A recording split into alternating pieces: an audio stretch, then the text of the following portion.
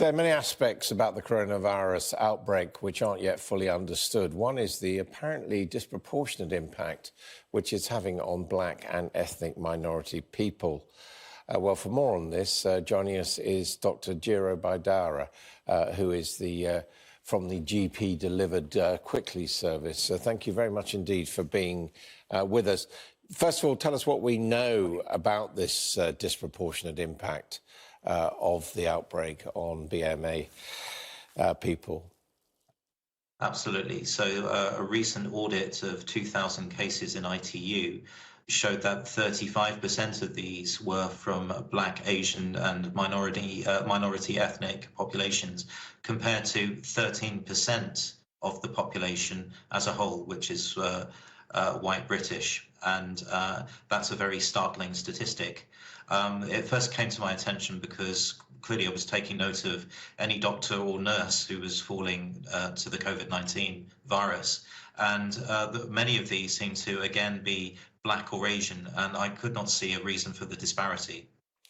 What reasons have you considered? Because it's not, for example, that people from that background, those backgrounds are more represented in frontline services. Could that be a reason?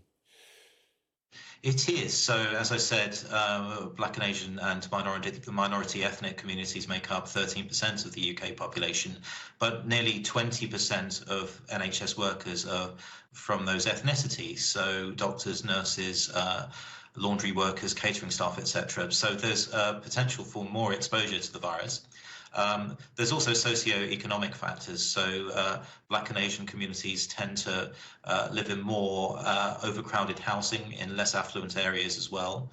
And that leads to it because you find that there'll be multiple members of different generations living within the same household. So that makes social distancing very difficult, if not impossible. If you look at transport workers as well, I think nearly a quarter of those working in Transport for London, the tube and the bus drivers who continue to work throughout the crisis to keep the capital going. And I'm sure it's the same or very similar elsewhere in the country. These are also from Black and Asian communities. So there are socio-economic factors, but actually when you look at levels of vitamin D suppression in these populations, I wondered whether that was the cause. And that's the advice I'm giving now for members of the Black and Asian community to consider vitamin D supplements. OK, tell us about that. I mean, where do you get vitamin D from and why? What do you mean when you talk about vitamin D suppression in BAME communities? So the reason I mention it is because clearly there's a higher level of melanin in the skin of Black and Asian people, and that's to protect their skin from the sun and from the harmful effects of UV rays. And in European populations, we've lost melanin, so we can absorb more vitamin D. So it's not really a problem if you come from a very hot and sunny country. Despite the high level of pigment in the skin, you'll still be able to absorb lots of vitamin D. And it's absorbed and made in the skin, and it helps clearly with bone strength, but also it plays a pivotal role in our immunity as well. So we know that there tends to be low levels in Black and Asian people, and that also seems to lend to increased risk of respiratory problems and complications, which is probably the reason why it's playing such a major part, or may be playing such a major part, in the current pandemic. Because obviously the socio-economic factors presumably wouldn't affect the senior doctors from BAME backgrounds that we've seen who sadly have been killed during this epidemic. Well, no, that was my point exactly. That's the point that made me go and research why else there may be an issue, basically.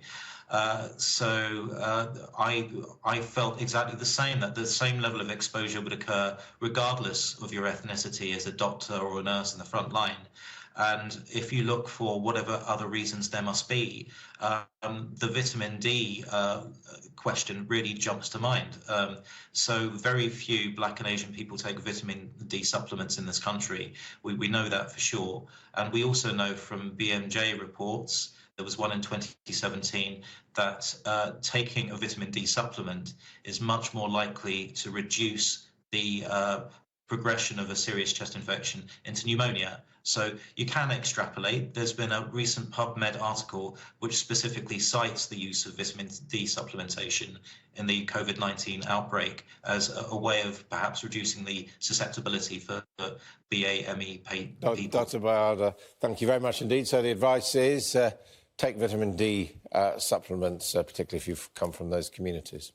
This is Sky News coming up.